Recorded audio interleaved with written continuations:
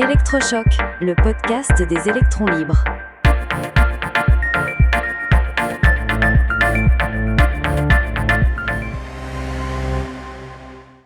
Les fantômes de la 5e colonne. Aujourd'hui, nous allons aborder le thème de l'ingérence et du sabotage en temps de guerre, un sujet qui, on va le voir, résonne étrangement avec notre histoire. Absolument, Max. On a tendance à penser que la défense nationale, c'est une affaire d'unité, de front commun. Mais l'histoire nous montre que c'est souvent plus complexe, avec des loyautés qui se superposent et parfois s'opposent. C'est exactement ça. Et pour comprendre ces dynamiques, un retour en 1939-1940 est fascinant. La France se prépare à la guerre, les usines tournent à plein régime pour produire des armes, des avions, et pourtant, en coulisses, une autre guerre se joue. Une guerre idéologique. Il faut se souvenir du contexte. En août 1939, coup de tonnerre, l'Allemagne nazie et l'Union soviétique signent un pacte de non-agression. Pour le Parti communiste français, qui était jusqu'alors le plus virulent opposant au fascisme, c'est un virage à 180 degrés. Et ce virage a des conséquences très concrètes dans les usines d'armement. Le mot d'ordre change du tout au tout. D'un coup, la guerre contre l'Allemagne n'est plus une lutte pour la liberté, mais une guerre impérialiste. Et la consigne devient claire, il faut freiner la production. On ne parle pas juste de grève ou de ralentissement, on a des preuves, des rapports de l'époque qui font état d'actes de sabotage délibérés.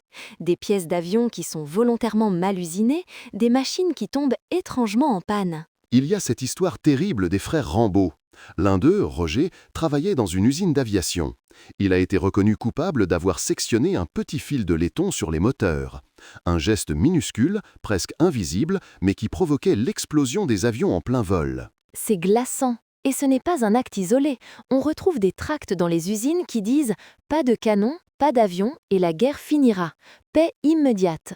Le but était vraiment de paralyser l'effort de guerre français par fidélité à la ligne dictée par Moscou. Et cette fidélité va très loin. Quand l'URSS attaque la Finlande, la France veut aider les Finlandais en leur envoyant des armes.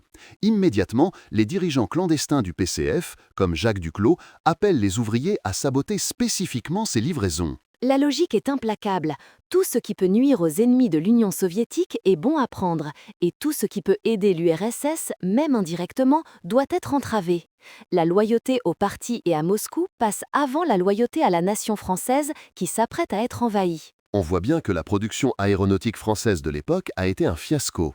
Alors, bien sûr, tout n'est pas dû au sabotage. Il y avait de gros problèmes d'organisation, une certaine inertie. Oui, comme cette décision absurde du ministre de l'Air de l'époque de livrer les avions de chasse sans leurs armes, par peur que les ouvriers communistes ne s'en emparent.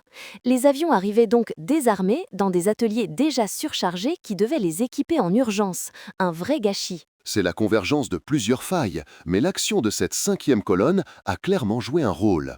Elle a semé le doute, ralenti les cadences et, dans les cas les plus extrêmes, détruit du matériel essentiel. Et le plus fascinant, c'est la réécriture de l'histoire qui s'opère après la guerre. Le PCF, qui a activement saboté la défense nationale jusqu'à l'invasion de l'URSS par l'Allemagne en 1941, va se construire une image de parti résistant de la première heure. Exactement. On oublie que pendant près de 2 ans, les nazis et les communistes étaient alliés. On oublie que des dirigeants communistes ont tenté de négocier avec l'occupant allemand pour faire reparaître leur journal « L'Humanité ».